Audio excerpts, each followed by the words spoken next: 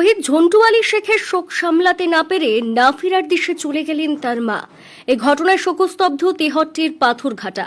পহেলগাঁও হামলার পর জঙ্গি দমন করতে গিয়ে গত 24 এপ্রিল কাশ্মীরের উধমপুরে জঙ্গিদের গুলিতে শহীদ হন নদিয়ার তেহট্টির পাথরঘাটা গ্রামের ঝন্টু আলী শেখ। শহীদ হওয়ার খবর ছড়িয়ে পড়তেই শোকস্তব্ধ হয়ে উঠেছিল গোটা গ্রাম। তবে শহীদ পরিবারের জন্য সেই শোক হয়ে দাঁড়ায় আরও গভীর বেদনার। শহীদের মা আকিরণ বিবি শেখ তিনি আগে থেকেই অসুস্থ ছিলেন। ছেলের মৃত্যুর খবর শোনার পর আরও ভেঙে পড়েন। শারীরিক অসুস্থতার পাশাপাশি মানসিক যন্ত্রণায় কাবু হয়ে পড়েন তিনি। পরিবারের সকলে বিভিন্ন জায়গায় চিকিৎসার ব্যবস্থা করলেও শেষ পর্যন্ত আর শেষ রক্ষা হলো না। মঙ্গলবার তিনি চির বিদায় নিলেন। স্থানীয়দের কথায় ছেলের মৃত্যুর পর থেকেই আকিরণ বিবি মানসিকভাবে ভেঙে পড়েছিলেন।